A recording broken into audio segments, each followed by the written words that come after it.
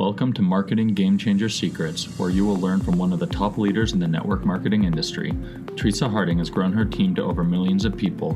She's grown online, she's grown offline, she's grown organically, and she is ready to show you the secrets. She's ready to change the way you think. She truly cares about the success of her team and the people that she teaches. So get ready to learn the tips, tricks, and secrets that will allow you to grow a successful business in the 21st century.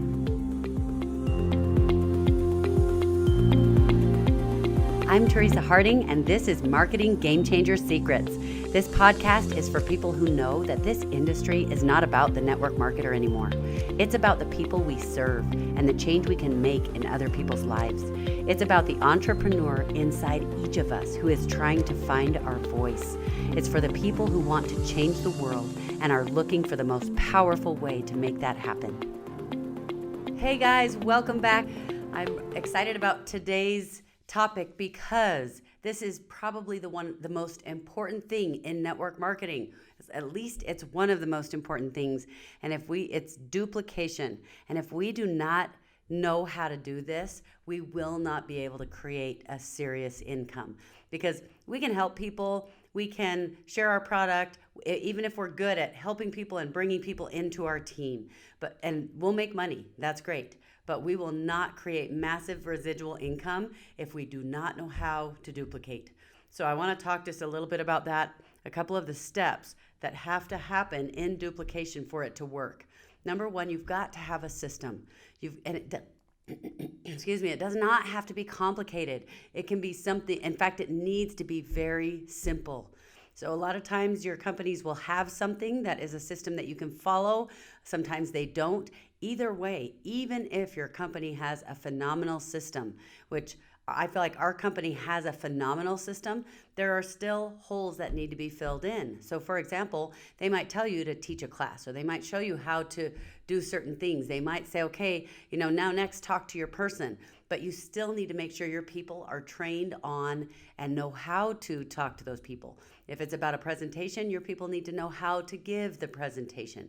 So just make sure that you have a system that is really simple. And if every step of that process is not simple, you've got to relook at that and see how you can make some changes. Because, for example, if they need to learn how to teach about the product, if that is complicated and they've got to learn a ton of science and a ton of information to even be able to teach about that, then your system is too complicated. Remember, we've talked about how you need to do this as if you are teaching a fifth grader that's 10 years old. A 10-year-old should be able to do this, not because the people you're working with are not smart, but because when we talk to each other, when we're talking as friends, we don't talk at a professional, educated level. We don't usually sound all eloquent. Sometimes we might, and sometimes we'll, throw in words that are bigger or whatever. And I read a ton. I have a pretty big vocabulary. But when I'm talking to my friends, I'm saying, "Are you kidding me? No way."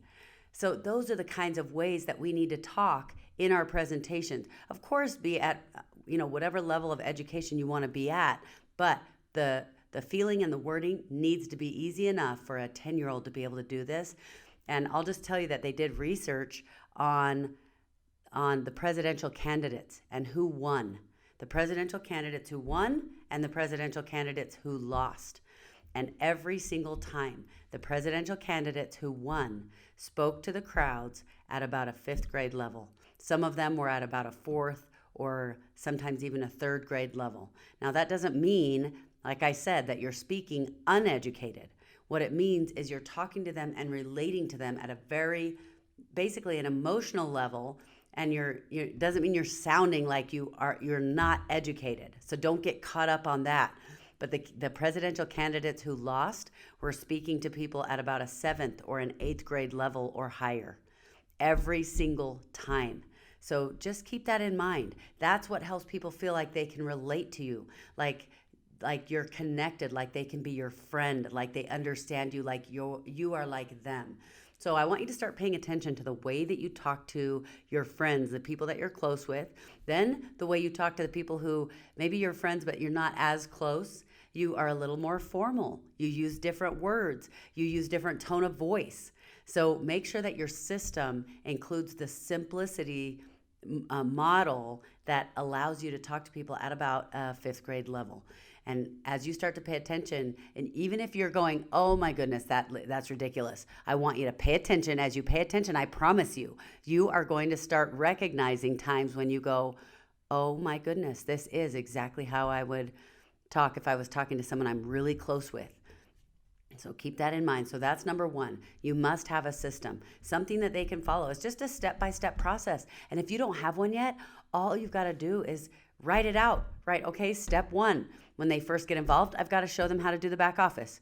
Number two, step two is now I've got to, help them figure out who they're going to talk to. Step three, I'm going to help them know how they're going to talk to them. And the more your system gets in place, what's going to happen is you're going to have maybe recordings of certain things so that now you can say, okay, now what I want you to do is practice some ways that you can talk to people, and I'm going to send you a script because now you've got it written down. Or you might say, I'm going to send you this video where I'm teaching how to do that. You don't have to have videos. You don't have to have written scripts to have a system. But as you figure out your system and you've got your step-by-step, what's going to happen is you will start to write it out and make a little video. They don't have to be professional. You just hold up your phone and make your video, because what that does is it saves you and your team members a ton of time. Because think about this. If you've got a system and you teach people how to do, like, for example, in our company, we do a wellness consult because our product is a health product. So now we do a wellness consult where we sit down with someone and we go through anything they want to talk about their health, and we help them find solutions to those problems. So I know exactly how to do the wellness consult. I know how to teach it, and I've learned how to teach it really simple. So there are just a few steps in the wellness consult. But if I've got to stop and teach that every single time I have a new person come in, or let's say I bring somebody in online, they're brand new, I need to teach them how to do the wellness consult, and now they bring somebody in, and let's say our team is growing fast, they bring someone in, and their person brings someone in. Are they trained well enough to know how to teach someone else to do the wellness consult? Probably not. They probably might, they might need to get a little bit of confidence. They might need to see it a few times or practice it a few times.